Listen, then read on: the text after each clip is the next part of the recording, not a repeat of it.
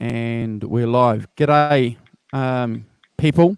Thank you for tuning in for this week's version of the British Electric Blues Show.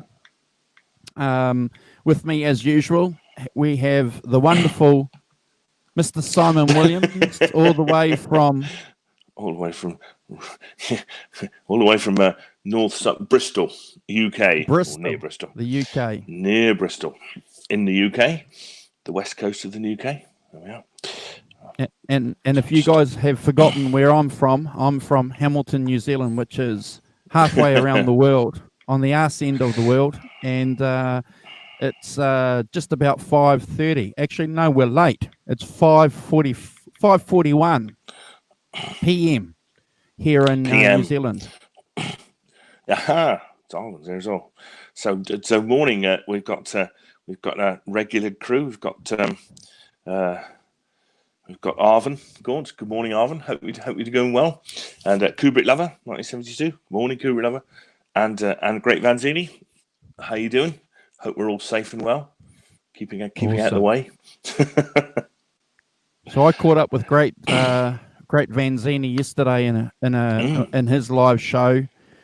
And Deja Voodoo popped in there. Haven't seen Kubrick Lover. We missed Kubrick Lover last week. We mentioned you, Kubrick Lover, in the show. In fact, Simon and the Hackster. Yeah, and Simon mentioned and said that he hopes that all is well. G'day, Guitar Hack. I'm looking forward to this evening's show. I've had a chat to Simon about it, and I've linked Arvin into a conversation on Messenger about Bobby Whitlock. Now, if you guys aren't familiar with who Bobby Whitlock is, he's one of the key individuals in the band Derek and the Dominoes. And before that, played with Delaney and Bonnie. But probably specifically relating to our show and what we want to do, I think the key thing for us is his role in the band Derek and the Dominoes. And I'll link his channel into our show if you guys haven't already seen the videos. But hopefully Simon's seen a few of them. I'm sure you have. I've watched them a couple of times. Yeah, really good. Yeah. That's good. I actually found them by accident because I'm a friend of Bobby on Facebook, and he doesn't put a lot of content out on Facebook, and it made mention of his YouTube channel. So I jumped on the YouTube channel and thought maybe it was one of those bogus ones because it only had about 140 subscribers, Simon. But then I watched the videos, and so his partner Coco is recording Bobby over their table, reminiscing about his time with George Harrison and how they set up Derek and the Dominoes. So there's a couple of things there that I'd like to talk about during the show, but I'm just going to throw that over to the guys in the chat. If Arvin's seen any of those videos, and I'm going to get Simon to kick off a conversation with anything that he found specifically that he thought was interesting. Well, I've just noticed Kubrick Lover says Layla's the only solo Eric Clapton song he likes. Yeah, it's funny. I watched the videos and stuff, and there's some, as ever with me, there's some amazing kind of little details in there. I mean, I think that what you said, pertaining to what you were saying just now about John Taylor from Duran Duran, the first thing you say about Bobby Whitlock, he's 21 years old when they're doing Layla. So he's writing songs with Eric Clapton, and he's 21, and Clapton's 26. So, no spring chickens. No, I mean, the opposite, amazingly kind of young. And, and I thought, and of course, the place to start is to go back and listen, to the music, So I've got All Things Must Pass. I've got the sort of re-released, the double CD, which is fantastic, and Layla, and what I thought immediately amazed me was that obviously it's the same band, isn't it? It's the same band on both of the, a lot of the tracks on All Things Must Pass, and obviously went together with Eric and everything. How different they are musically. I was playing them. I just played a couple of tracks. I'm just sitting where I'm sitting now, and my middle daughter Saskia, who's 16, was sitting beside me. So I said to her, "All right." I put on a couple of tracks. So she said, "Oh, what's that?" So I said, "Oh, that's George Harrison and whatever from the Beatles." So she's like, "Okay." So then I put on something, the first track from Layla, and I said, "So what do you think the difference is?" This is asking a 16-year-old. It's quite good. And she said, "Oh, that's quite sort of country-ish," which I thought was quite perceptive for somebody of 16. It's like, you're right. It's the beginning of the first track. I can't remember what it's called. It has that kind of country. You go, yeah, you're right. That's exactly what it is. That kind of country blues thing, which does not appear on All Things Must Pass, does it? Not at all. And I even listened to some of the jam tracks with the two things are not really the same thing at all. I thought the jam tracks on the George Harrison thing, the extra bits that are on here, were much more kind of rock and roll things for George Harrison, and not, as such they're linked, of course, but and not blues. And I thought it was really interesting that the same band, the same people, with whatever they've got in them, had recorded these two albums within minutes of each other, practically, and yet they didn't really sound the same at all. What they're phenomenal. And I think, well, how does that what's going on there in terms of how does that work? How does that work? Is it the vision of George Harrison versus? Go on. How that works is the musicianship of Carl Radle and Jim Gordon. Now I'm like you, Simon. I'm piecing this all together now this week, while I'm taking into account the gems that Bobby Whitlock is giving us, and then going back and rereading what Clapton said. So I missed something fundamental. Clapton said that Carl Radle and Jim Gordon were the best rhythm section guys he's ever played with. That these guys could do anything. So that's the fact, yeah. So better than Bruce and Baker. Yeah. In that, yeah. As far so the fact that you said that George Harrison's record is fundamentally different from Layla and other assorted love songs is obviously the two main artists are different, Clapton and Harrison, but the ability of that rhythm section, and you would probably put Whitlock down to that too because he's playing the organ, isn't he? So that's that's a rhythm kind of instrument. But completely, yeah. But fundamentally, from my perspective, the fundamental difference seems to be, in Clapton's own words, is the great musicianship that these guys had. As a team and as a band, because obviously, but isn't there also something about, obviously you're going to play on George Harrison's album, yeah? George Harrison's got these songs all stockpiled from, I think the earliest one's about 66, something like that, isn't it? So he's got them all stockpiled. And Phil Spector said he had loads of them, didn't he? And then when he went to listen to them, so you are working to George Harrison's vision of it, yeah? And George Harrison has got it sort of what he wants. So you're going in as a bit more of a, not these guys wouldn't have been used to, I'm sure they would have been used to being session guys, and playing. Whereas with Clapton, it's a collaborative thing, because him and Whitlock wrote all the songs, didn't they? Or, the original songs on there, they all wrote, the two of them wrote the things together. Morning, Sonia. How are you? Hey, Sonia. Thank you. Thank you. Don't you run away. We want to talk to you later too, Sonia.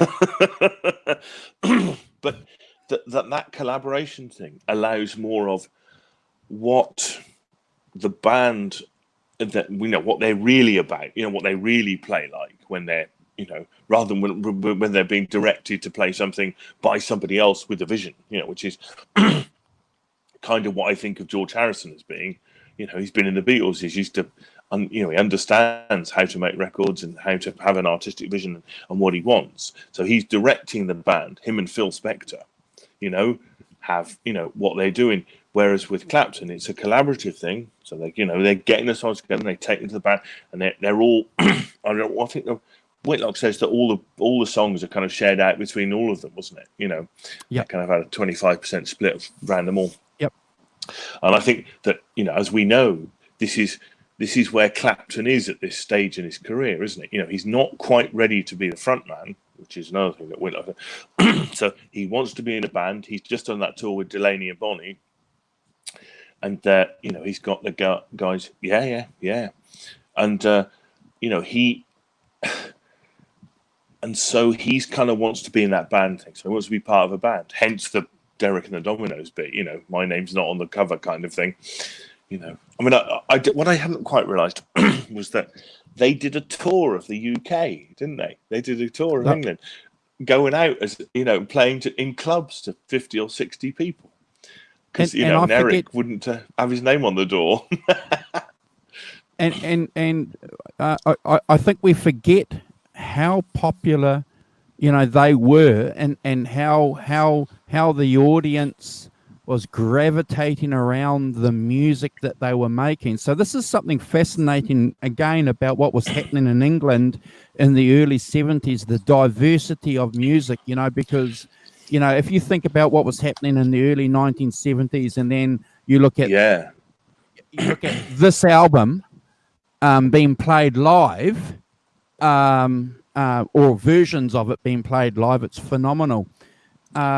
But you're really interesting though about how Bobby said, that they came to Hurtwood.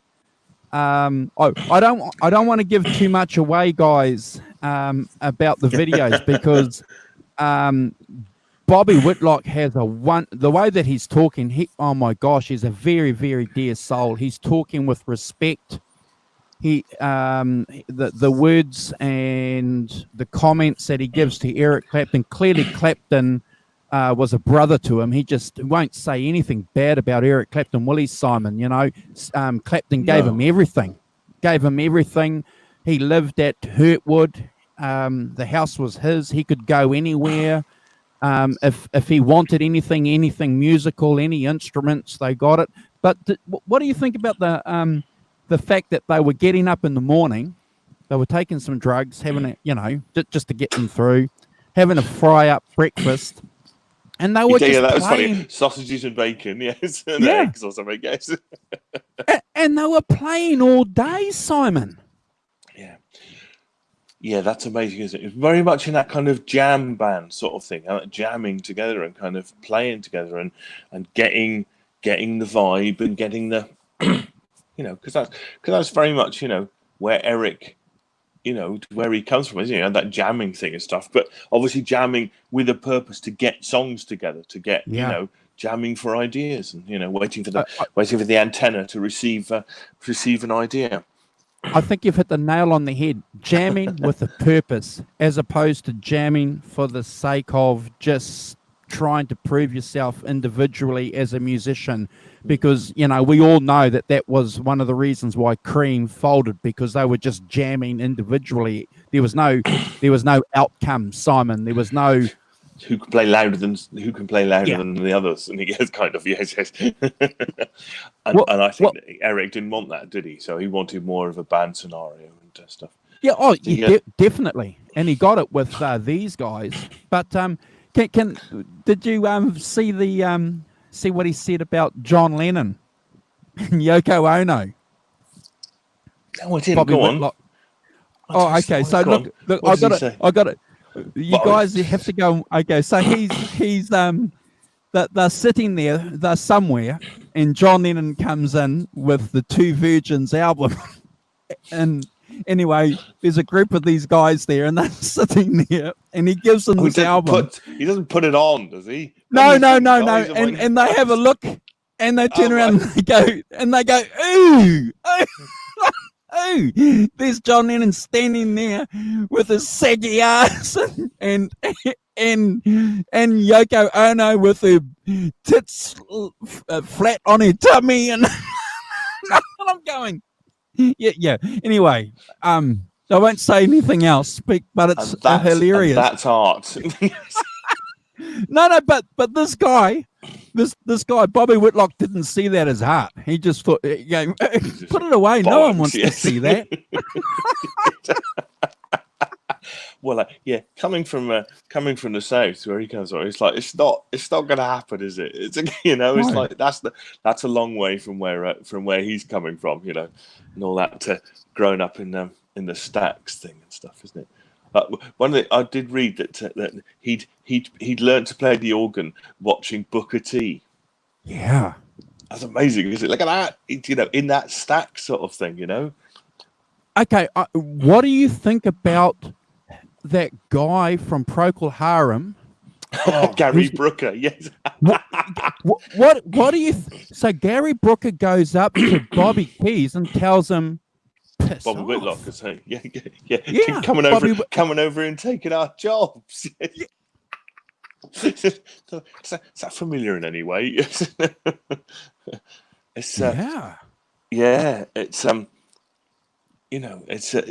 that's really weird. I think that's.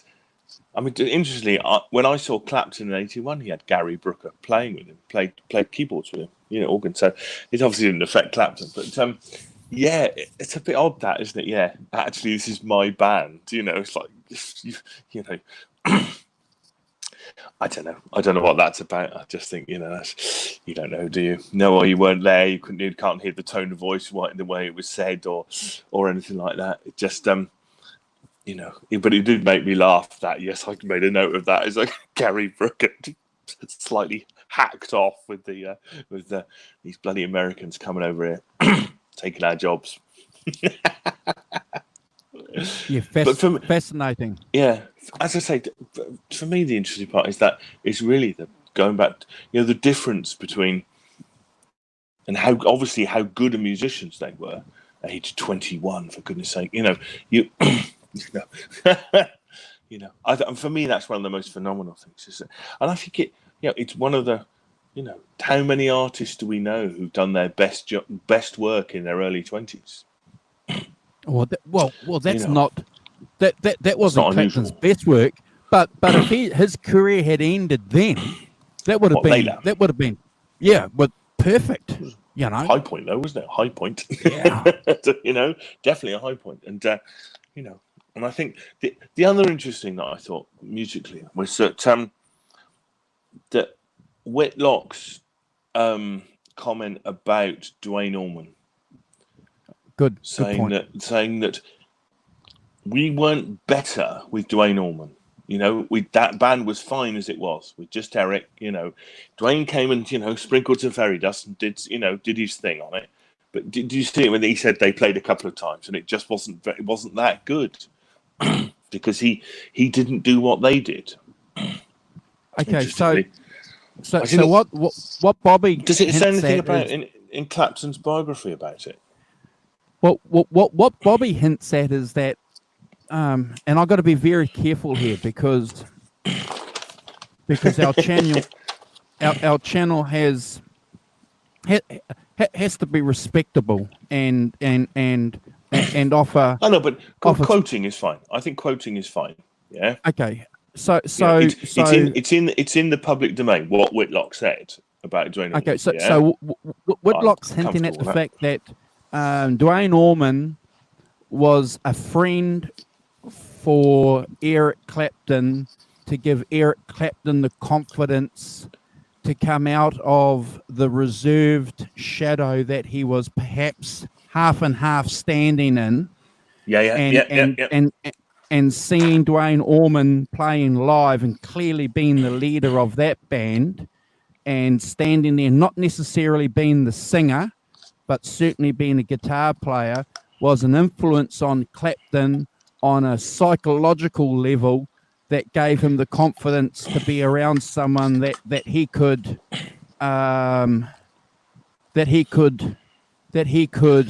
gain strength from. Does that make sense? Yes, it does. Yeah, I understand that. Yeah. So in effect, it's for Clapton's benefit. Yeah.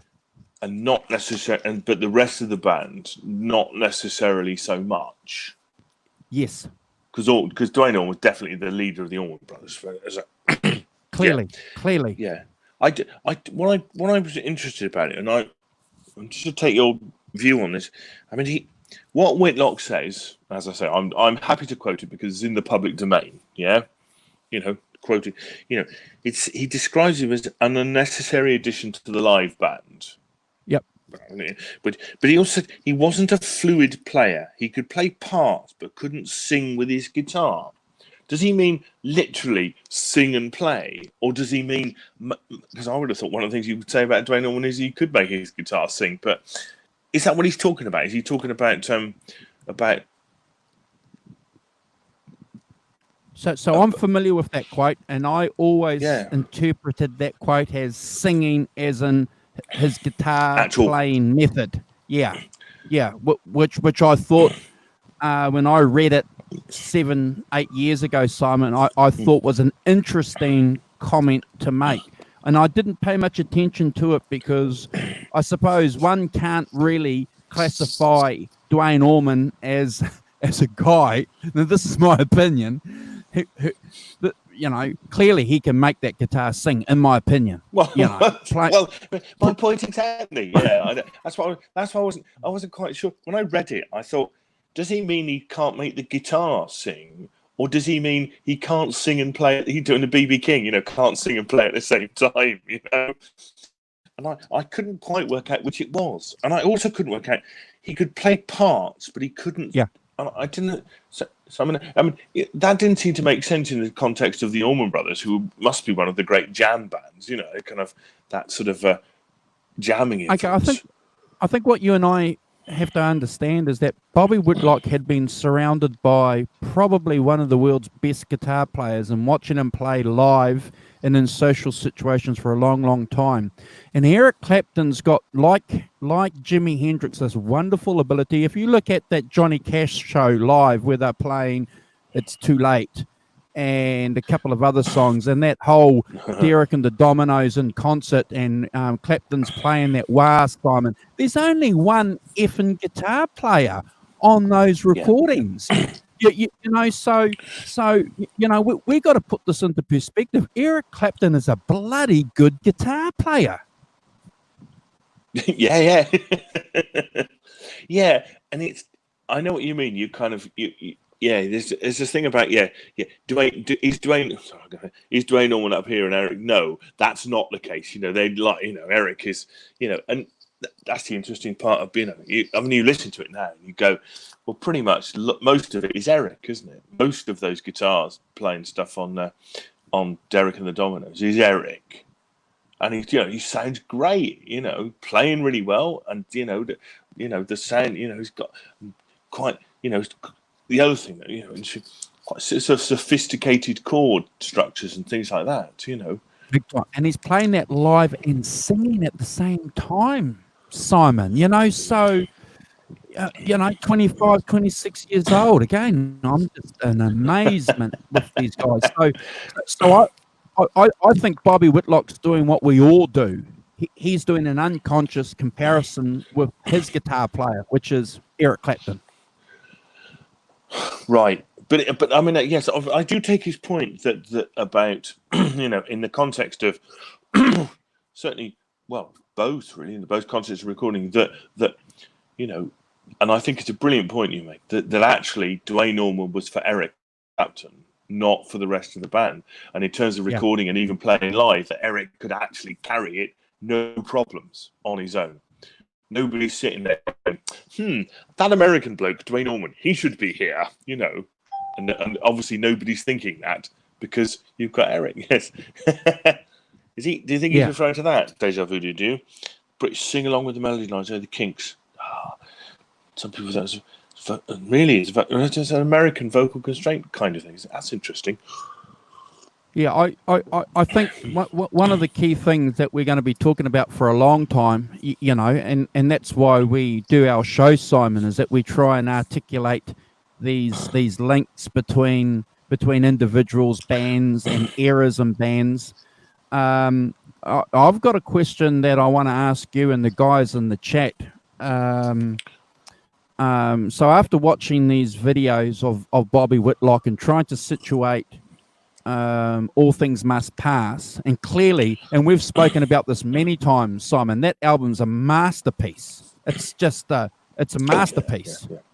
Okay, so I'd argue it might be the best solo Beatles record. They are. I think you and I agreed on that.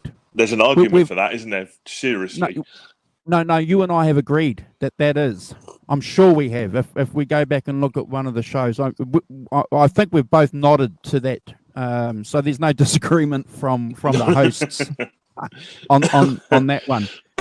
But I'm trying to make a link here, and I'd be keen to get your opinion. So we all know that Music from the Big Pink was a major catalyst in Eric Clapton's future direction, where it was a stark and polar opposite to his work with Cream. So he goes and plays with Bobby Whitlock, Jim Gordon, and Carl Rattle, and you know they've got this wonderful album, Layla. Then he hooks up with Dwayne Allman. Okay, so we've noticed and made the connection between Music and the Big Pink and Eric Clapton.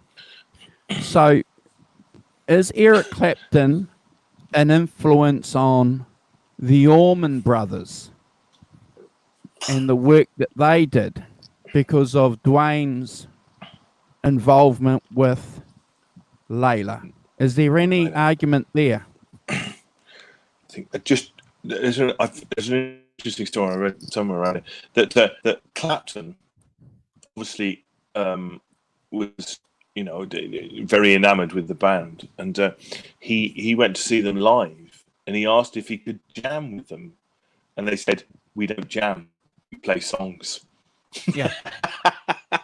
You know, very interesting. And he said they were obviously really serious about it. I mean, he wasn't slighted by it. It was just like, he said they were obviously really serious about it. You know, that these were songs. They had integral, you know, parts that you played, but they didn't have jam things going on. You know, people weren't getting up and giving it, you know, take 48 bars of do whatever you like sort of thing. You know, in that incarnation. Going back to a question.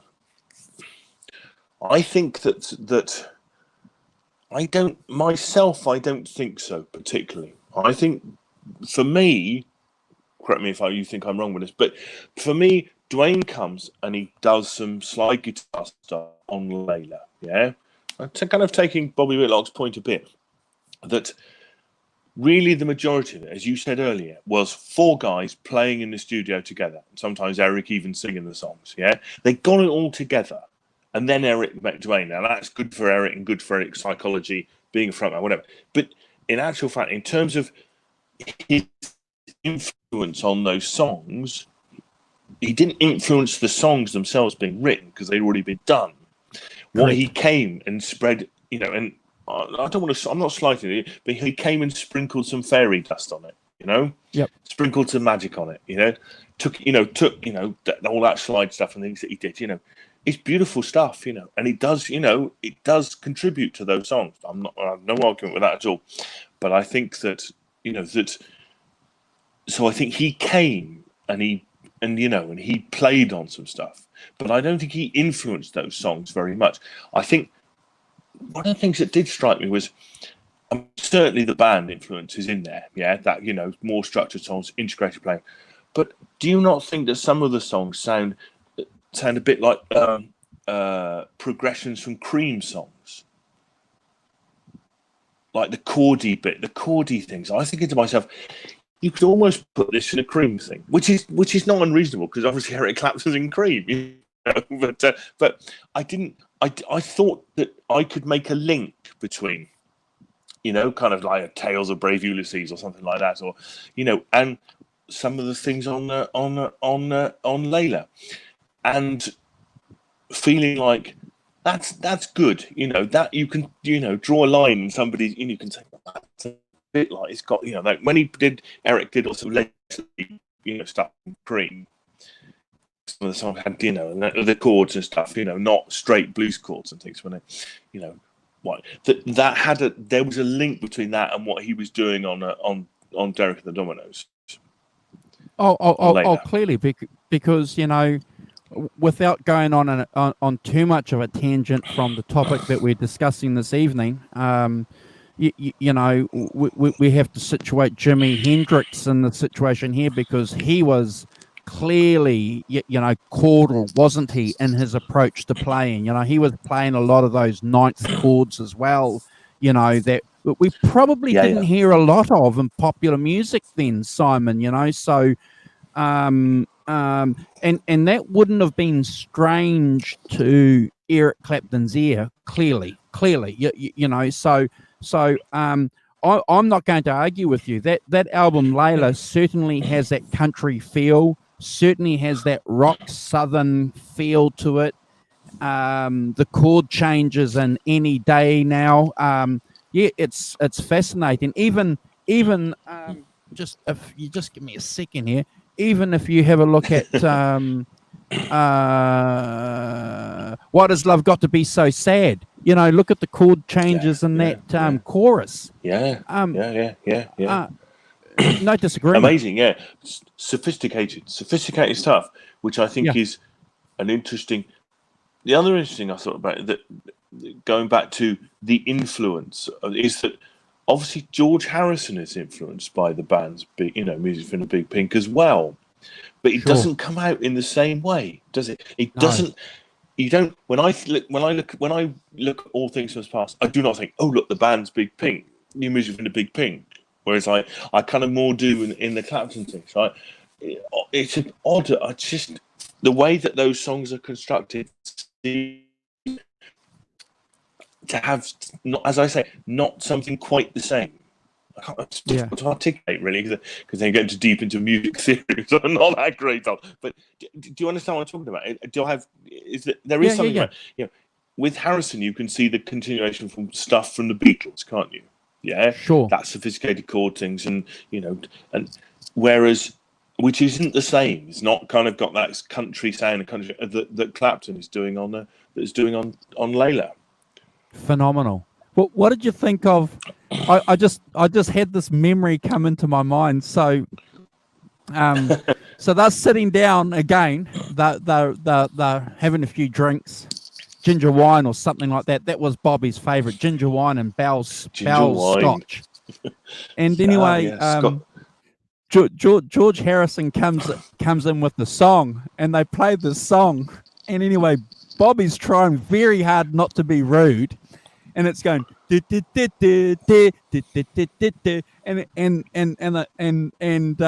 they're playing it.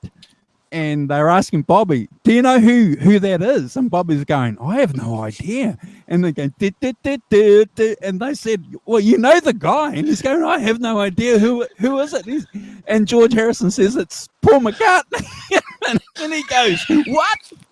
This is the guy that wrote Yesterday and My Michelle. And he's singing this.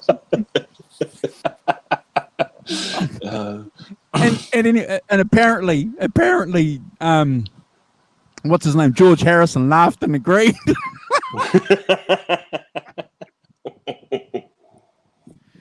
So, well, there's the grit in the oyster. Yeah. You get an oyster but no grit, you get no pearl, do you? Oh, look, I'm a big Paul McCartney fan, but my gosh, Bobby.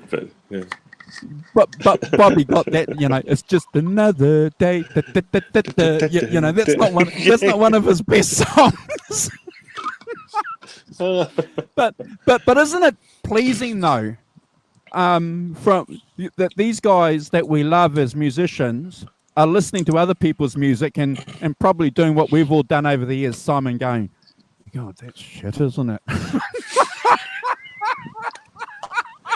Oh, well, I think there's that there is that in effect musicians at some point are mainly our fans. First of all, if they, and Whitlock certainly is a fan, isn't he? Of other bands and other stuff like that. And when you're fans of things, you have the things you like and the things you go, yeah, well, don't you? And if anything, it's this is quite funny. So I can quite imagine that. What's that? Just yes, absolutely. Yeah. So, but it's the way that these Southern guys just have a bloody wonderful knack of telling stories, and you can see guys in the chat, go and have a look, because Coco, his partner's asking him questions, and you can see he doesn't quite understand the question. He gets a bit grumpy. He's saying, "What do you mean?" He's sort of like. But what's great is because she's his wife, she can push him a bit, can't you? Go, what do you mean? What do you mean by that? Kind of in a way that maybe an interviewer wouldn't. Interview wouldn't. No, I think it's so I think it's very interesting that the two things are not. I can't find it. Even though the theme people played on them, you still think there's quite a difference between the two. Could I say? So I've got another question for you. So when you were in the record shop, okay, so yeah, and a young guy, and you hear stories around albums, and we could do 20 shows, Simon, on stories around albums. So obviously, the story that I heard around this album, through the late 1980s and through the 1990s, was that this was a party album. They were out, they were on the booze, they were, it was the start of Clapton's heroin addiction period, so they were doing all the stuff. That's what I was led to believe. And indeed, if you read some of the early interviews, they probably hint at that. Now, was that something that you were hearing at the time too?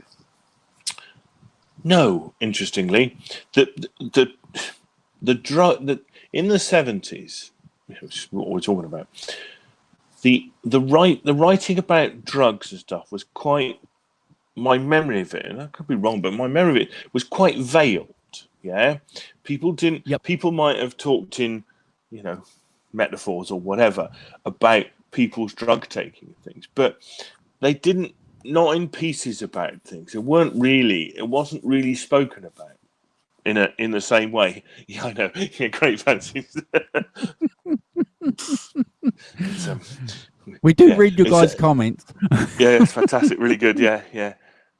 I think that, but because I think then and I think now that.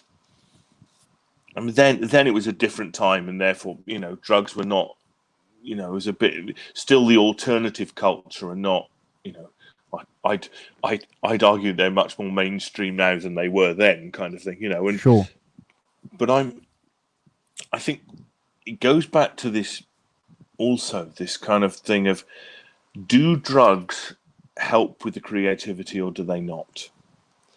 And I have a feeling that most of the musicians don't feel. I mean, one of the things I took from Bobby Whitlock's thing was people, he's saying that there wasn't much drugs and drink. We went in and we bloody worked. Actually, there wasn't any of that mucking. It wasn't a load of that going on. Actually, we got up, we had sausages and eggs for breakfast, and we went to work. 10 o'clock in the studio, off we go, and we do that. And and I think that so they're. Downplaying it both in the creative process and the way that and let's face it, if everyone was taking heroin all over the place, you never get anything done, because that thing about heroin, makes everything go away, kind of thing, including your playing, Okay, so why then you can't function as a creative force? I mean, actually, Eric has a year off, doesn't he, hiding with his heroin addiction. Okay, so I'm watching one of these videos, and you guys in the chat will go hopefully later on and watch these videos, and you'll see a comment that I make to Bobby. So he's talking about this video, this documentary, and he said, no, exactly what you said, Simon. We were straight. We did not go into that studio stoned at all. We were straight, which parallels everything that Tom Dowd said before he died. So straight away we're getting these contradictions to the myth that we heard in the 90s and 2000s that there was illicit drugs being involved, and then 12 Bars, The Life in Blues, Eric Clapton's biography film, comes out 3 or 4 years ago. And so I asked Bobby in the chat, saying to him, so what movie are you talking about? What film are you talking about? And he replies back saying Life in 12 Bars. So I went back and had a look at that. And again, so the producer or the director of that Life in 12 Bars is perpetuating that myth that album was drug-induced. A drugs album, yeah. And it clearly, I'm sure we, so the thing I get from, I've been around people who've, is that the thing, if you were all on heroin, they wouldn't be doing anything, they'd be like, that what drugs do, and, really is they, for things like heroin and stuff like that, I mean, they just stifle the creativity. There's having a joint to having a bit of loosening up. And that's but actually, if you take obviously take the arch, Jim Morrison. It's he would come into the studio, and if he was out of it one way or another, he's not functioning. So they wouldn't get anything done. Until he was like sober and, could get himself organized. And if they couldn't do that album and they did it in a couple of weeks, didn't they? Not very long to record Layla. Okay. Doing that and getting those things together, you've got to be straight, really. You might stay out late and have a few pints and a few joints, but actually, for the most part, you've got to be straight to record and get things organized. Otherwise, you'd just be all over the place. Well, I'm going to ask you guys another question, and before I do that, when Simon's offering a reply, I will go and I will cut and paste Bobby's channel in the chat here for you guys. But so I'm going to jump out on a limb and say this, Simon, that I think that the Life in 12 Bars film, in relation to that part of Eric Clapton's life, is sloppy research by the producer and the director. We know that Eric Clapton, around that period after the album, went into his 3-year heroin addiction phase where he isolated himself in Hurtwood and refused to see anybody. So they haven't done very good research, because and interestingly, on that point, he went and had this year of in being a Hurtwood where he did nothing creative. Nothing creative happened, which kind of, I think, reinforces my point, is that you couldn't be stoned and wrecked in that way and be creative. Hey, I haven't finished. sorry. You know me. Shut up. So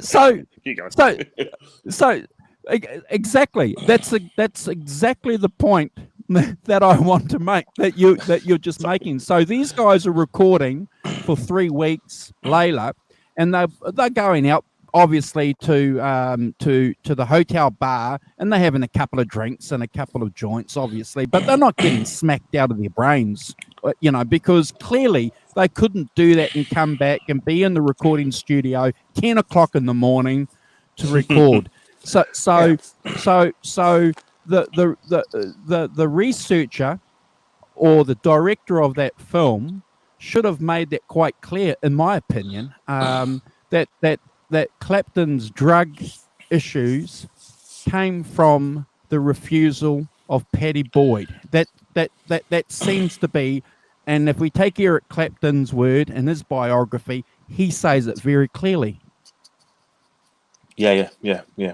Hey, Carlos. I think that Carlos, how you doing? Good morning. Hope you're safe and well. I think that yeah, great Vanzini. I agree. And you see he's talking about Jim Morrison, seeing the glassness in Jim Morrison's eyes. I think musicians do. They do things like heroin and stuff to shut themselves down. After highs of playing and stuff. Yep. And you cannot. And I was watching a documentary about Bob Weir on Netflix the other night. There's a lot Fantastic about really good. Yeah. It's but the interesting part is that he's about Jerry Garcia's heroin stuff. And his decline in that heroin thing, and how he's very difficult artistically when he's doing heroin. And getting, and being, out of your head on stage and stuff like that. And we all know, the classic case is the Stones, isn't it? Who, spent days hanging around waiting for Keith to turn up, and then he'd turn up, or he wouldn't turn up, or he'd be up for 4 days straight or something, and it doesn't, it means that if we look at those, we talk about Exile on Main Street, it took a long time to put together, to organise, didn't it? And sometimes, you only have, and that pertains to Bobby Whitlock, of course, because he played on that one track on Exile on Main Street, the electric piano. Do you see that? Do you know this? Yeah. You obviously, I'm sure you know this. But so Mick Taylor's playing bass. Charlie Watts playing drums. Mick scat singing, and Bobby Whitlock's playing the piano. When no sign of the guitar player. Because he's, and I'm firmly the believer that you cannot function as an artistic creative force while you're doing things like heroin. And what you've just said completely proves it. You're either making music or you're locked in your house doing heroin, and the two things are not joined together. And I think that we can see lots of examples of that. Without looking too hard.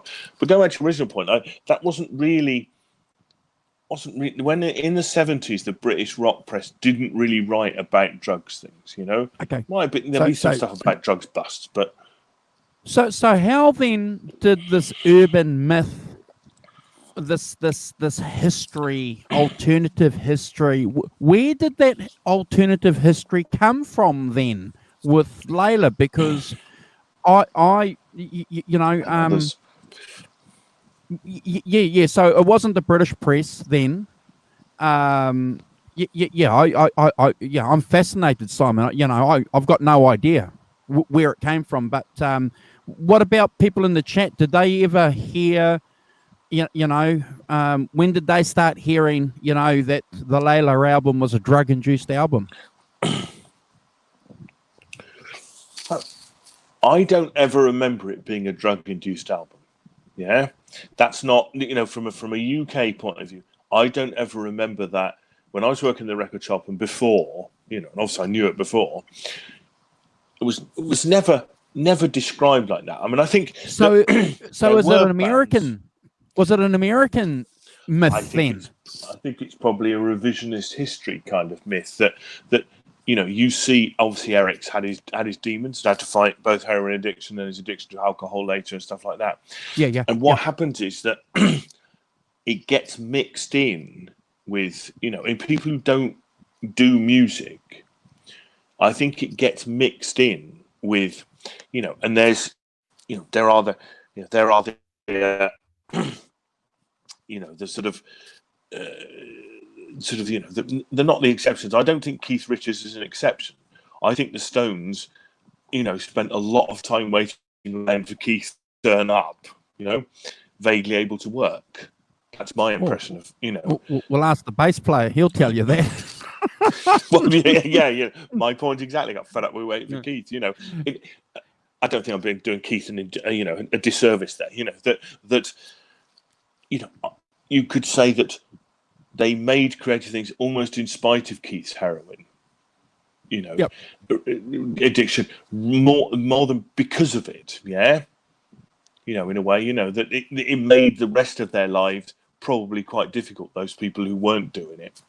And I think that, for me, it's, I've been around the music business, locally, a lot of bands from, and you cannot function, stoned out of your head, in a creative, if you've got to go in and play a solo, come up with do something, heroin is not the thing you're going to be doing. I think you're right about that. Okay, so I do agree with that Icarus thing. So in Clapton's biography, he talks about how he's developed this habit of smoking heroin. Him and Charlotte, she goes out and buys the chocolate because he's eating chocolate, and she gets more importantly, she's doing the scoring. So anyway, her dad and the Who's guitarist, what's his name? Pete Townsend. So Pete Townsend comes to the house, and anyway, they're having a conversation, and so Eric Clapton himself has romanticized drug use himself because he's talking to these guys. He's saying in his biography, Simon, he said, I've got to see this through to the end. I've got to go to these dark places. I've got to go where Charlie Parker went and these jazz guys went. So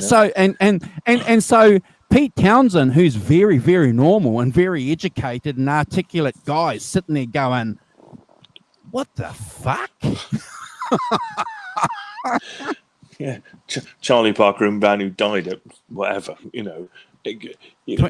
26. 26. So was he Charlie Parker? Yeah, I was going to say 30, but and it, clearly no, whatever it is. I can't remember what it is. I could look, but clearly, yes, that is a kind of romanticized artistic vision, isn't it? And that. I've got to go confront my demons. I've got to go to the dark places. Like, behave yourselves for goodness sake, So, it's like, yeah, right. So, how old is he? 20 to 55. 55. But Charlie was. Yeah, well done, Charlie. If you hadn't been doing the heroin, you might still be, be around playing when you were 65. But. Well, yeah, I mean, absolutely. Brian Jones, he's a very good example of, Sid Barrett. Why he got kicked out. You can make a list of, yeah. I mean, Sid Barrett, So Simon, one day. Shall we pick him up? No. Your theory's proven right, Simon. If you can't contribute to the band's going to, because of your drug habit, you're out. Yeah. And that, there are exceptions, but, the kind of, like Keith Richards is obviously an exception, but I would still argue that the more he got, the more he got into his heroin drug habit stuff, and that got romanticized. And I've said on this show before, the story that he used to go to Switzerland once a year and have his blood changed, is a great rock and roll myth. I mean, I'm not, eat chocolate, Simon. Eat chocolate. He didn't really want to say, I'm going there to eat chocolate. I'm going there to get blood transfusions, man. Yes, Swiss. Yeah, I'm going to buy a clock and eat chocolate. Righto. What is it? Cuckoo clocks or something? Cuckoo clocks. Switzerland and cuckoo clocks is the classic. The classic combination. Toblerone and cuckoo clocks.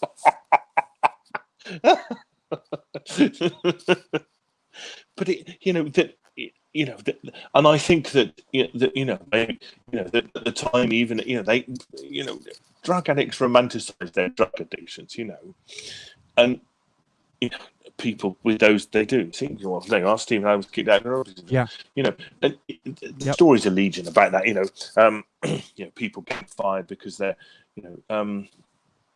about Stephen Adler's he's a tragedy now. The guy can barely walk and talk.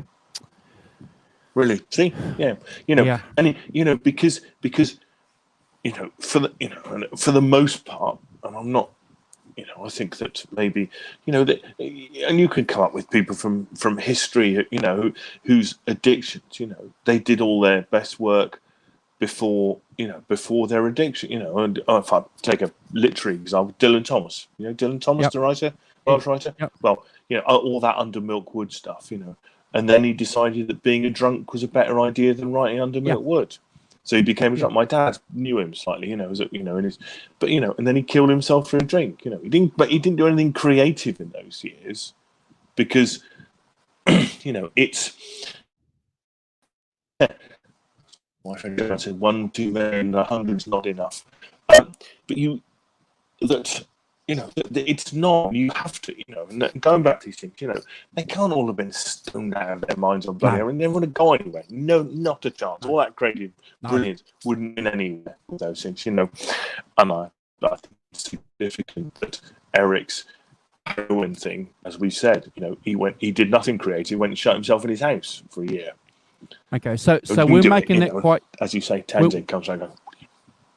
We're making that quite clear, folks, and guys in the chat, and anybody who watches this show, that we do not subscribe to the view that Layla was recorded, made, rehearsed under the influence of drugs. Certainly, in a social situation, these guys were going to the local hotel bar and having a couple of drinks, but but no, I agree with you, Simon. I stand back in fascination and I'm a little bit upset that a documentary that came out recently couldn't get that right. So I'm going to go through that documentary in my spare time and just see if there's anything else that maybe they've gotten wrong. But all credit to Bobby, because he wanted to come out and make that quite clear that they were straight. They were on their game. They were doing everything right. They were tight. They were a good band. What did you think about Bobby's decision, Simon, to go back to America? Now, Eric asked him. Eric apparently said to him, "You're going to stay? You're going to hang out? You're going to be with us?" But Bobby just. Well, it's I think that's obviously I think he had a child, didn't he, in America? He had a daughter. Yeah, 3-year-old girl. So he wanted to go and see her, didn't he? So I think it's a bit of family positive. You go to a country and work and you do work for you or whatever, but if you don't feel like it's home, and I can imagine that in the 70, an American coming to the UK, and we've heard quite a lot about that the UK's a long way behind America, different, there's kind of different, there's all sorts of stuff, that it's quite easy not, to feel a bit like a fish out. I'll go home to the things I know and my daughter, my family, whatever.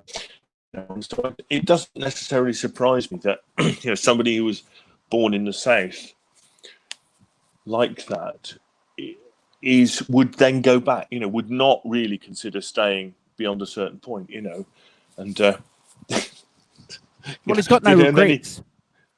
He's got no regrets. Also, I think he had no regrets about it. And also, I think that when you're kind of 21, you don't think about it like that, do you? You don't think about it as final thing. You go, well, I'll just come back. It's only an aeroplane. Get on an airplane, fly here, no problem.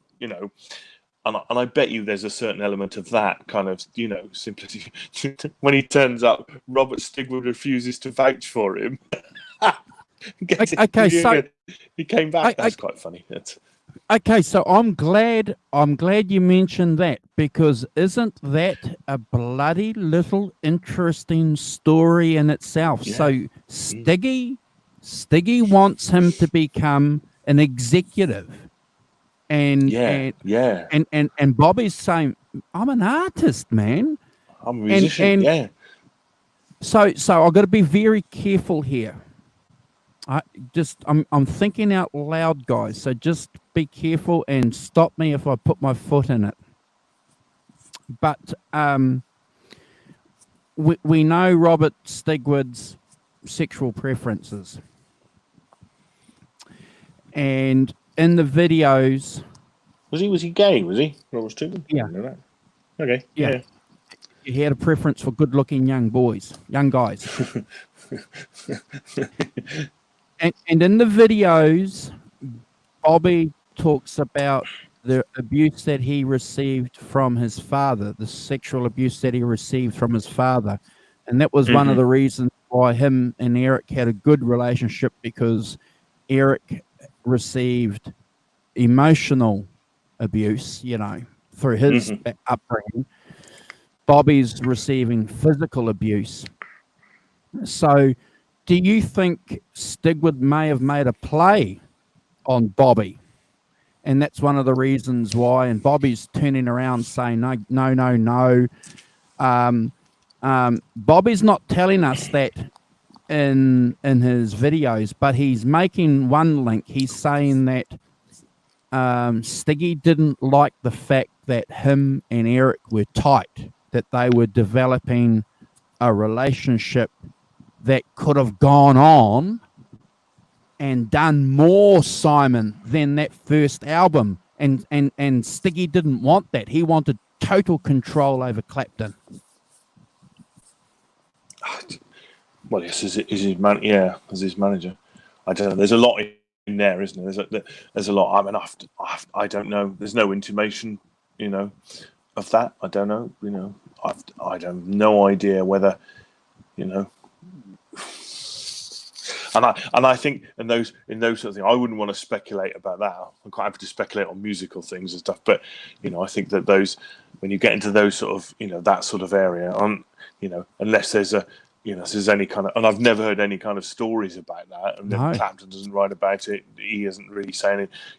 So I think that's I think the answer is got to be no to that question, and with Stigwood, it's about business, and I don't know whether he thought, well, I mean, it is interesting why he wouldn't vouch for Whitlock when he came back. Why he wouldn't. He says very clearly he didn't want him. He didn't want him around Clapton. No. So exactly. I think it's fascinating because he's going to reveal more and more videos. So who knows? Who knows what he's going to what he's going to reveal?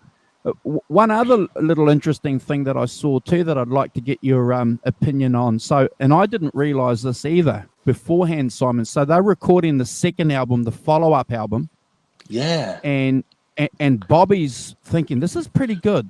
This is okay. There's something going on.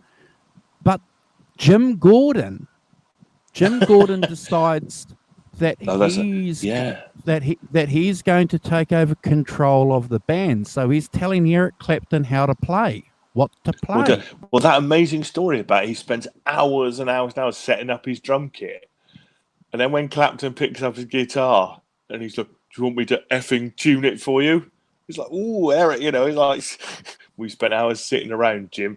Well, I mean, it's obvious that Jim Gordon is not a well man, is he? No. Currently in an institution for the, clearly not clearly somebody with issues. It's a bit well way of putting it. And I think probably that's if I was Eric, I'd have been hacked off by that sort of half-assed comment as well. We spend hours and hours hanging around for you, and then you're going to be cheeky, kind of insulting to one of the great. It's like. I don't have to do this with you, Jim. I'm off. Yeah. And Bobby's sitting there going, well, there goes my future. Just when things are getting good. Just getting good, typically. So, as soon as it all looks good, somebody comes along. As a, so, I think it's that unfortunate, really, that what could have, but you can't say that it would really have happened, if Eric just heroin addiction and stuff like that, whether things might have petered out and stuff, I think Jim Gordon was, had serious psychological issues and, obviously started to take hold. Well, so then obviously Eric had made a decision then that he wasn't going to be this hidey guy anymore. That he'd made a decision somewhere after that album that he was going to be the leader of the band. So when they come to the rehearsal, doesn't get that acknowledgement, which is probably something that we've all personally, professionally experienced. You're walking somewhere and see you later.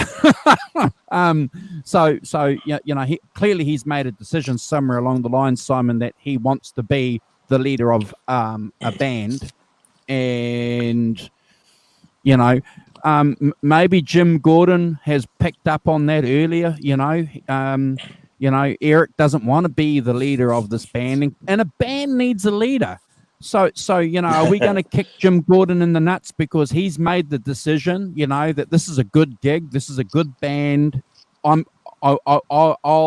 be the leader? Do you blame him for that? No. And I've said it on here many times that one of my observations about being in bands is that, in contrast to other work, that, and I don't know why this is, but it tends to bring out the worst in people in some way. Yeah, somehow people, for some reason, I'd be interested in your take on this, really, but that some people think that they can act differently in a band than they can, say, at work. My day job in office. Nobody acts at work in the same way that they do the people I've been in bands with, which I find difficult to understand. But that kind of thing about that somehow people feel like they've got to be the lead. And we know from work situations, project team situation, too many leaders is a really bad idea. And I think that in spite of the fact he's trying to, this stage he's a leader. He is a band leader. It's fact, Eric, you're the band leader. And I know he hasn't wanted, that kind of the evolution of that group of people. He plays with Delaney and Bonnie. They're playing with Delaney and Bonnie. They get a band together. Him and Bobby write the songs. Already, we've said this before. If you're the guitar, if you're and you're the lead guitarist, you are the only one. You are going to be somewhere near the front, aren't you? Where's the thing? Are you frozen? I wonder if you disappeared. No, I can still hear you. I can still hear you. That's right. So I think that that if if you don't feel this, I am having trouble. I'll carry on and see what happens. That if you don't have a leader, somebody will step. Oh, good. That's right. I was going to say that if that Eric's kind of feeling his way into this, maybe not that necessarily that. I don't think that the band Kubrick, the band members of Pink Floyd, David Gilmour and Roger specifically do not get on. No, let's face facts. They do not get on. We've had this. Did you see this a couple of weeks ago? I'm a bit frozen here. that tiff the other day, and Roger Waters made that video saying, David Gilmour won't allow me to post my stuff on the Pink Floyd website. Yeah. Did you see that the other day? Yeah. Just, I've got to tell you so that they obviously don't get on. Roger Waters, though, is just my God, Jeepers Simon. I'm just going to leave it at Jeepers Simon. Grumpy old bugger. What made me laugh? I'll tell you what I thought about it immediately when I saw that. I thought, do you know what? At what point do you not allow people? It's like, I'm in a Pink Floyd tribute band. Will you put more stuff on my website? No, because you're a Pink Floyd tribute band. It's like, so how long have you not been in Pink Floyd, Roger? Oh, about 30 years. Well, you aren't in Pink Floyd, are you? It's like, go and do your own, It's like, I don't see why. I feel some sympathy with Mr. Gilmour here. I don't see why at some point, when you've left the band, Bob Dylan doesn't put up stuff on his website for other musicians that he's played with, does he? You know, it's like, Oh, you know, just to jump in with that Roger Waters, David Gilmour thing before we continue with the. But I have to. I've never heard David Gilmour say bad things about Roger Waters. He says that he's difficult. You know, that's about it. No. But Roger Waters has gone out of his way many times to say that David Gilmour is a wanker and a dickhead, hasn't he? Yeah. I mean, as Carlos says, Roger Waters is a difficult man. That's beautifully said, Carlos. Yeah. Beautifully said.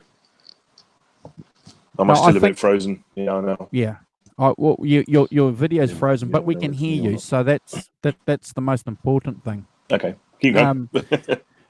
So I'm fascinated, Simon, with the archaeology that Bobby Whitlock is providing guys like us on his channel. You know, with and he's 70. He's 70 now, so yeah. Yeah, you know, he's turning 70. He's providing us with some links, some insights, and I hope I hope we haven't spoilt a lot. There's a lot of things that Simon and I haven't said that we'll leave for other people. But you know, if you guys in the chat want to come back and revisit some of those things, I think, you know, Simon and I will be keeping an eye on those videos, because I've got a funny feeling, Simon, there's more to come.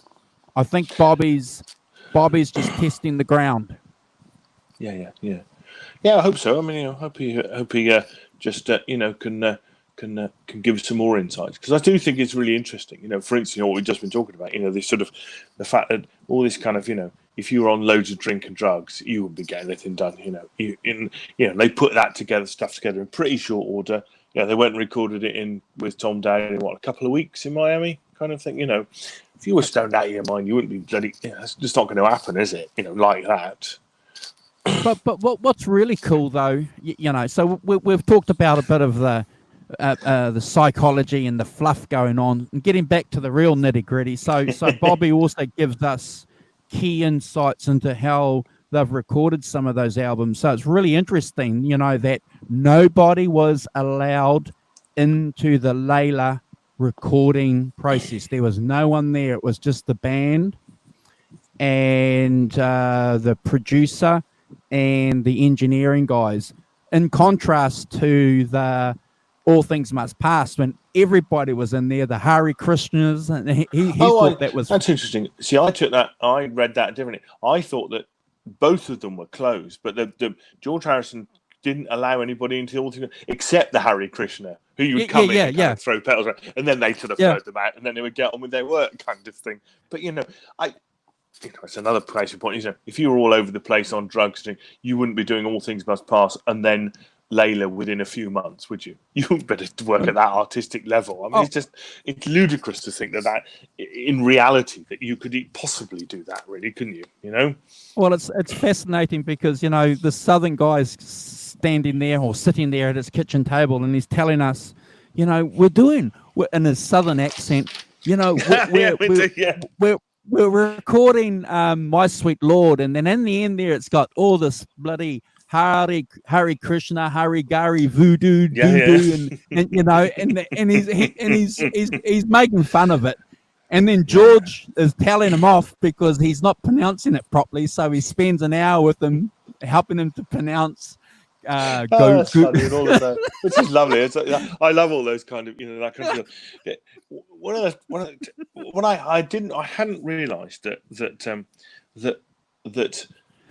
they'd been out on tour. The Derek and the Dominoes had been out on tour before they recorded, so they went out and did those songs live. Yeah, you know, for a tour. What amazed me about the tour is they had a tour manager and 2 roadies for it while they traipsed around. Obviously, a large road crew, and you know, I love that. You know what I like about details, you know, those sorts of things. You know, just a couple of guys. You know, and did you see there was one thing where Bobby Whitlock said, I don't know if it was on where they got some guy off the street. Can you That's help right. me with this What are you Hammond doing? B3? What are you doing? Yeah. What, This guy with long hair. Then he became Eric Clapton's guitar tech for the next 40 years 30, or something. yeah, that's right. A Scottish guy. Yeah, This northern guy. He's just like like having a shepherd's crook, isn't it? You got what are you doing? Get in here, right? Here, sign here. Here's a job for the next 30 years. What? That was lovely, wasn't it? That's like really funny. It made me laugh. That did a lot. It's this poor guy. He's like standing. Nobody told me about this. So we're not a groupies channel. We're a channel that doesn't talk about the group that talks about the groupies. But it's interesting because Coco asks Bobby about the groupies, and like a man, he politely refuses. He says, "Well, there were a few, you know." But hey, okay, there was a lot then. Okay, you've pushed me. Yes. Oh, I think that it's that it's just that, and it's part of that. You look back on it 50 years later. 50 years, by the way. Wow. It's a wow. 50 years ago, and you can't. It's very difficult to figure out what to have a view of the world that was what it was like 50 years ago. Oh. And I don't want to go into this too much, but all the trouble we've been having in the UK, with all these television programs being, Faulty Towers being taken down, the one episode of Faulty Towers being taken down, is about something of that is about the fact that it's 45. You go back 45 years, and the world is a different place than the one it is now. And you can't, and it's the same, you go back 50 years, to what people did 50 years ago in bands and stuff like that, and and it just is a different world to the one it is now, and it's, I, for one, don't want to go put 2020 viewpoints and morals onto things that happened 50 years ago, because I think that's really difficult. And I wouldn't want to, hold anybody up. But that's a point you've made many times, Simon. When you first jumped on with Carl and I, and I remember that was a point that you elaborated early on, that one of the good things that we can do as music fans is put the albums and the artists that we're talking about in the context of their time, and that was something that we agreed on, that we weren't going to go back and measure everything that we were talking about by 2019 or 2018 standards. We were always going to try and look at, in 1966, what was happening in London when they were recording the Blues Breakers album. Simon, what were they doing? That's the interesting bit, isn't it? Absolutely, and that's some kind of cultural context of what it was like then, without having necessarily a moral prism on it from 2020. The world has moved on, and that's fine, and no issues myself. I have no issues with that. I think that we struggle with our identity as a society, and that's good. And we the old Confucius saying, journey of 1,000 miles begins with a single step. We take steps, we step forward, and but it's the same thing as you go back to it. Look at the moral stance of the Victorians, or the moral stance of the King Charles, or in 15th century England. From here you think, good God, what are all these people doing? But it's just a history thing, and so I think it's yes, things happened, and I'm with Bobby. He's like, yeah, well, a bit. Yes, I think lover, think forward, not back, and and I. And I know these. I know it's not a black and white issue. It's grey. There's lots of grey in that. That kind of stance. But I'm all for, pick up where we are now and what's the next step forward. Yeah, but But we've always been very, very clear, though, Simon, and this is in defence of what you've just said, and our little contribution with our little group here, and our friends in the chat. We've made it very clear that the British blues scene made it clear from the word go that they were articulators of the black blues music that they were listening to in America. You know, so in a kind of weird kind of way, these little skinny English guys, you know, standing there with their guitars saying, let's get Howling Wolf on here, and don't listen to us. Go back and listen to bloody Muddy Waters yourself, or Robert Johnson. Is a can I say it? Ahead of the times. Yeah. You know, and you know, as I say, things are never black and white. There's always the shades of grey and stuff. You know. No. And, so you've said it before. How many of these guys in America didn't know who Howling Wolf or Muddy Waters were until they listened to the Rolling Stones? Until Eric Clapton came in 1972 and he's singing Hand Jive off Slow Hand, you know, and then it's a cover of a band. Yeah.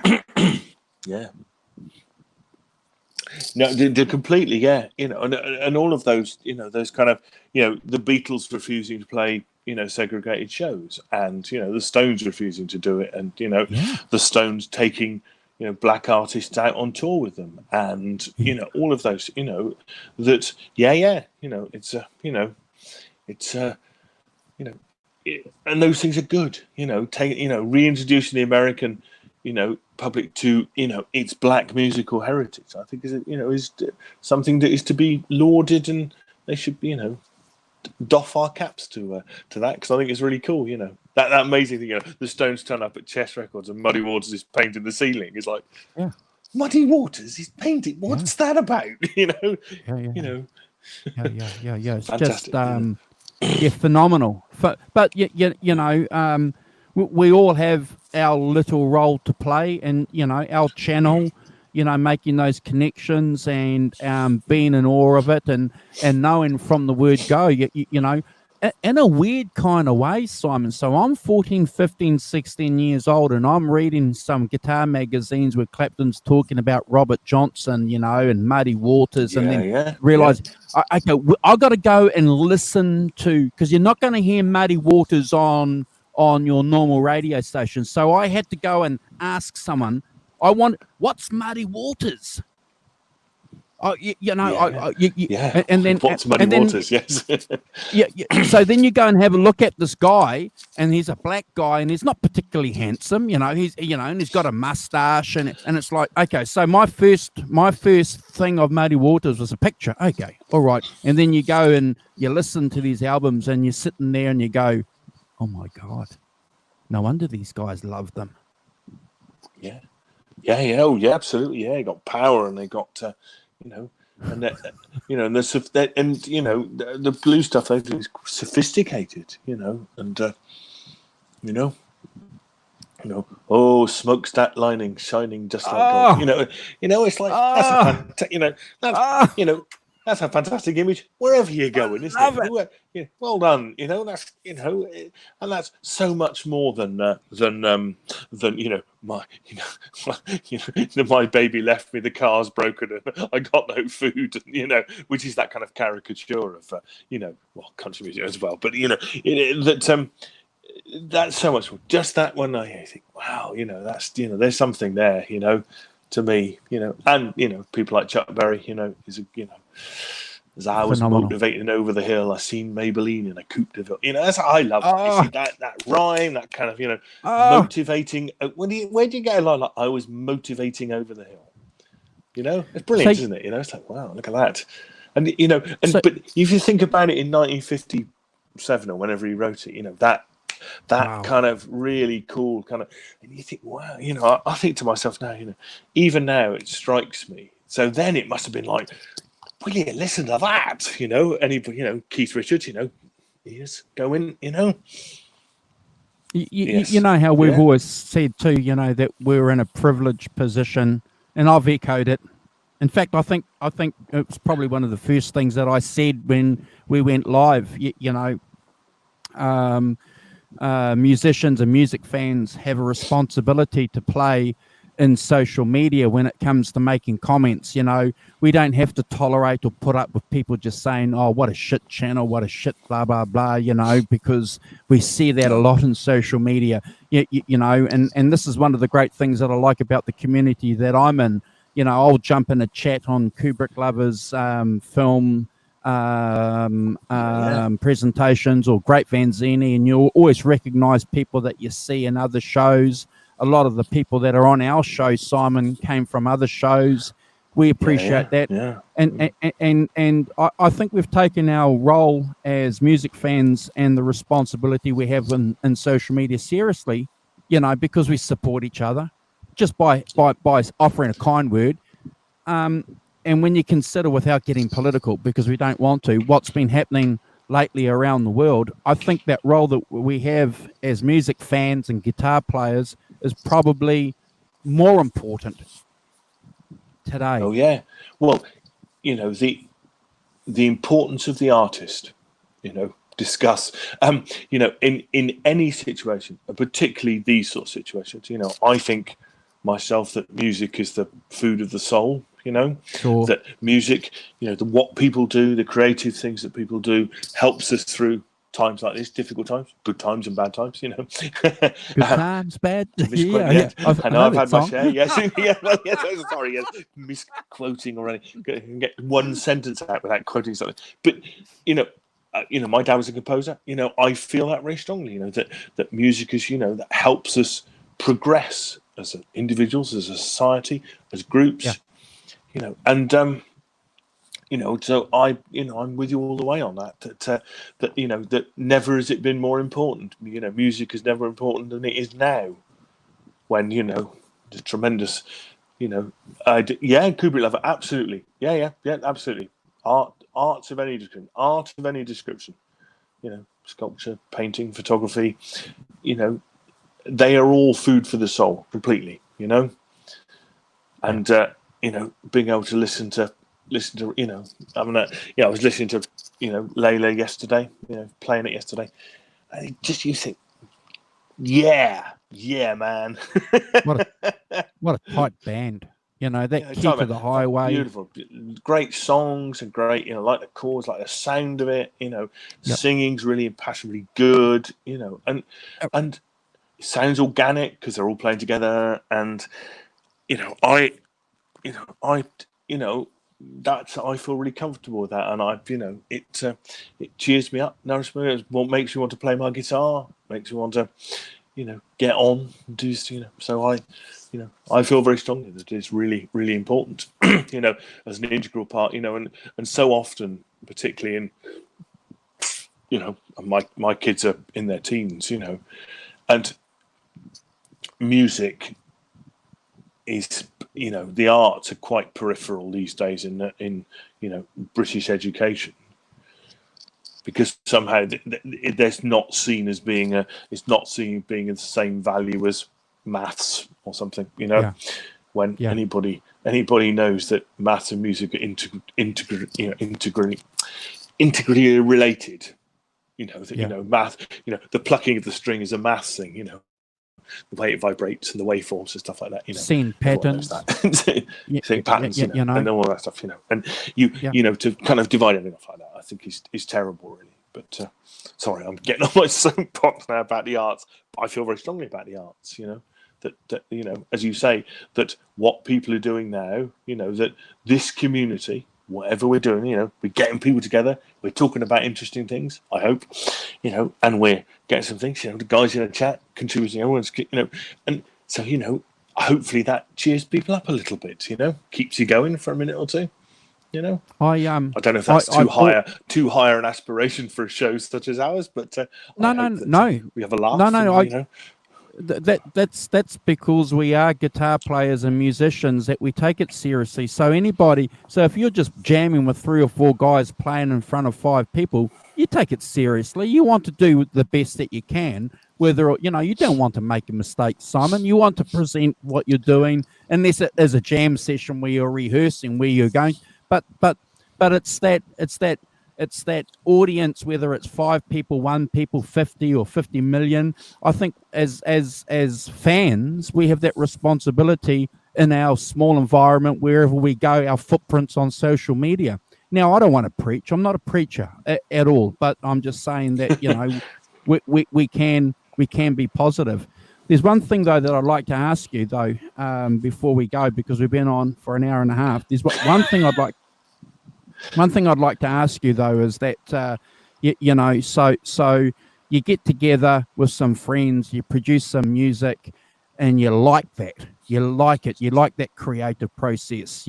Even if you're just playing in a studio and you're doing backing tracks and you're playing and you're layering and you're recording yourself. So even in a solo perspective, it's that creativity that I love, and it's being able to take that creativity out in our environment with other people. That's the challenge, because through creativity, you've got to be able to find something, something that's positive. These young English guys that we base our show around, they did it, and they didn't have social media.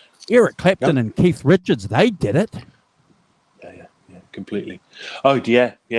And it's it's important to recognise that still did it without discovered things without social media, without still managed to get somewhere, do something, create something. And we should never forget hopefully our show, if nothing else, is a homage to those guys and what they did creatively and things. I think as well. Can I just say just a funny sort of offshoot of you were asking me earlier about the influence of the Allman Brothers band and stuff. Yeah. And lots of good comments in it. Absolutely. It's that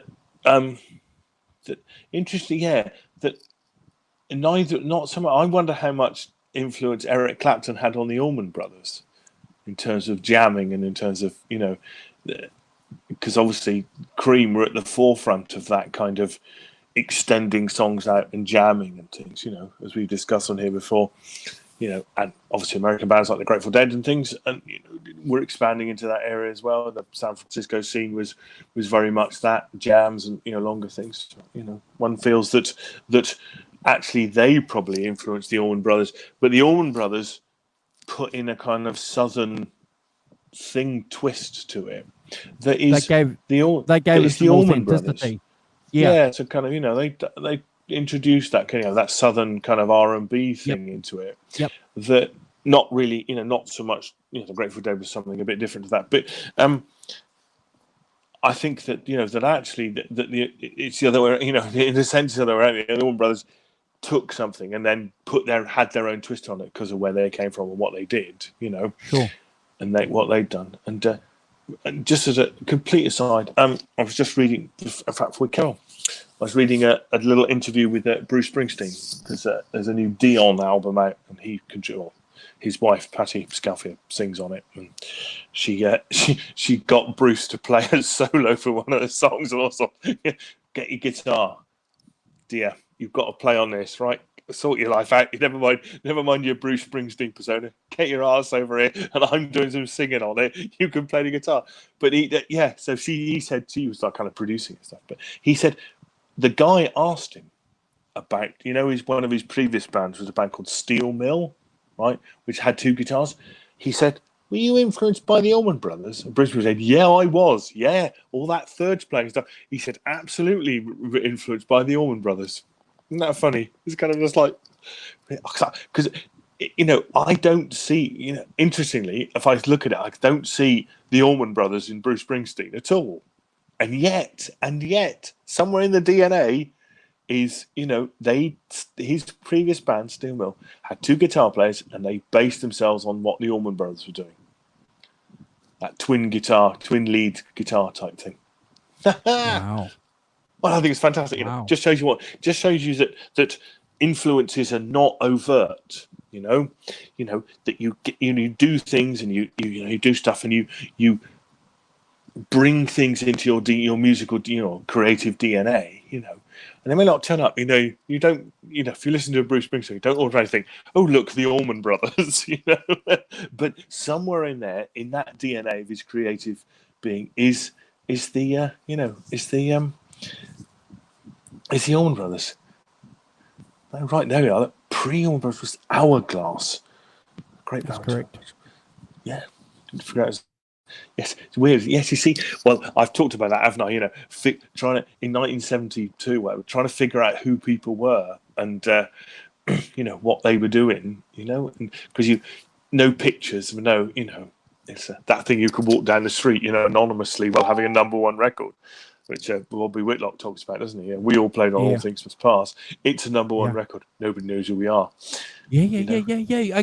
I just, again, fascinating that I'm sitting there and I'm listening to this record and it's number one and no one gives a shit about who Bobby Whitlock is. Well, yes, nobody knows who Derek and the Dominoes are, and nobody knows that Derek and the Dominoes played on, that's the band that plays on All Things Must Pass. It's like, fortunately, don't have any of this stuff, but... So what do you think, though, before we go? So they get to this gig, and it's got Eric Clapton in his band. And so, and he rings the office.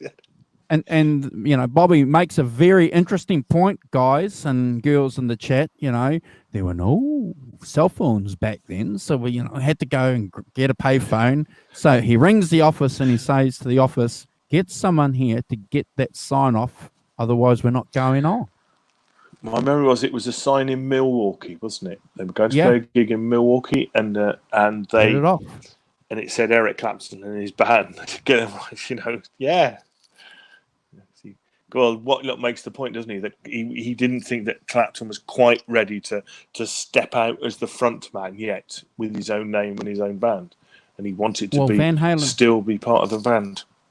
Van Halen got shitty because they had brown M&Ms, Eric Clapton got shitty because the venue had his name. Isn't the I kind of understand. Isn't the thing with the brown M&Ms and Van Halen, isn't that actually about their way of checking that they'd read, that the venues had read the contract properly, and were providing the important stuff properly? Not, it was just a way of checking it. If they'd actually read down that far, they probably got all the major stuff right. Whereas, if they hadn't, from the health and safety, isn't that right? Is it? Have I got that right? Correct. Is it? Yeah. So I think that's quite funny, actually. I think it's quite a good way of doing it, It's the thing I might do, put something stupid at the bottom. Well, it's like that classic, if I put something idiotic in the middle, see if somebody notices, in documents or whatever, it's always irresistible to kind of, see if anyone notices. But, guys, you're in the chat, you're talking about Duane Allman's favourite album being Kind of Blue and Santana Loves Coltrane. That's just the threads of music, isn't it? What those guys picked up from those albums, and then somehow in the osmosis of their musical DNA turns it into, the Allman Brothers playing Whipping Post or Jessica or whatever, that's not like Miles Davis, but, that kind of jamming and playing together, comes absolutely from jazz, that improvisation thing is very, massive in jazz. It's part of jazz, you see. So, Well, before we end the show, so is Sonia still here? Sonia, we have to get some homework done. So Sonia, report to the headmaster's office. So, we're working on getting Sonia on to spend some time with Simon and I. And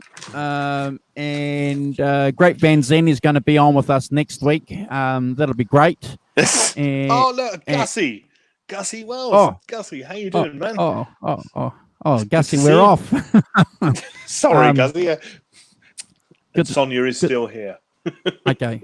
So Sonia, I'll send you a message and we'll see what you're up to within the next couple of weeks, if that's okay, because I do remember saying reading somewhere that you've got your camera fixed. So if you want to jump on with Simon and I, there's always an invitation. As usual, we hope that you guys are safe and well where you are. We appreciate the fact that you want to hang out with Simon and I. You know, we do this because we're completely selfish. We like talking about things, and the fact that you guys think that what we have to say is interesting, we certainly appreciate. If you guys do like what we have to say, and yourselves, because you're part of the show in the chat, share us with your friends. Ask them to subscribe to our channel, and as I say, if there's anyone else that wants to jump on board that has something to say, just message Simon and I, and we'll make something work. You know, we're always open to having guests come on, and as Simon says quite eloquently, everyone's got a story. Yeah. Could I say, Deja Voodoo, couldn't agree more with what your comment about thickness and power of that strong tandem jazz melody line shines in Cream's recordings. Hendrix, Allman Brothers chased it. I'll be chasing it forever. Okay. Well, Deja Voodoo's in Australia, more. so he's not he far can come from on, me. You see, Deja Voodoo, you're not exempt from this invitation. Do you have a camera? It's the only requisite, and a pair of headphones. Yeah. That's all you need. It's all you need. I'm just doing this on an iPad. It's not my hilariously. Unlike Andrew has a microphone and a proper studio set up, I just put my iPad on a book and a biscuit tin. It's not tin, it's plastic, but and then so it's at the right height. Thank you, Sonia, for sharing our show. You know, thank you, Sonia. I have to make, you know, we're not interested in world domination, but we just know that there are other people out there that might be interested in the subject and the time frame of the music that we talk about. So we appreciate that.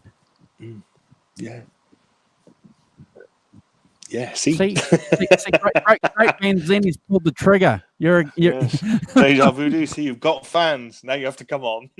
You better message me. Yeah, fantastic. Well, thanks all. Please stay safe and well, and keep out of trouble. We'll see you next week for more tales of the rock and roll world. Yeah. So if you guys want to go and check out Bobby's channel, and yes, Simon. So can we keep that door open if Bobby's going to come out? I've just got a sneaky suspicion he's testing the water. I think there's a lot more that's going to come out. Yeah, me too. Yeah. Yes, absolutely. Oh, awesome. So Deja Voodoo is going to work. Deja Voodoo. He's working on sort of my setup. But yeah, Deja Voodoo, I promise you, you know, I have. Hang on, I'll take a photograph because it's funny. But this is literally what I do with my. This is me setting up doing it. There you are. I'll just do that. There you go. Right, there we are. Get over there. See, that's me. That's what I'm doing. Sitting at my kitchen table with my iPad propped up on a box and a thing. Obviously, iPad's got a perfectly decent enough camera to do this. This is only an iPad Air 2, so it's not even modern, 5 years old or something. It works fine. You know, a pair of standard Apple headphones. Nothing special. You don't need anything special. So what you need to do is I need your email address so that I can send you a link, and you just follow the link. So if anybody else is in the chat that wants to message me or give us, if they don't want to leave their email address in the comments, they can give it to us during the chat, and we can delete it, because I can understand, you know, some people don't want to do that. So we'll just flick you an email. You follow that through, like Simon was saying. Easy to do. Hey, Mickey, we're good to see you. We're ending the show. Sorry, Mickey. But Dear. always a pleasure to see you. So Yeah. I'll let Simon say goodbye to everybody, and we'll catch up with you guys next week. And we'll have Great Vanzini on, and then hopefully Sonia the week after. Oh, Fantastic. okay. Look forward to it. Yeah. All right, guys. Yep. Stay safe and well, and take care of yourselves. And we'll see you next week. And thanks for contributing. It's been some fantastic contributions from you all. And we'll have Great Vanzini. See you next week, Great Vanzini. Fantastic. Okay. See you guys later. Bye.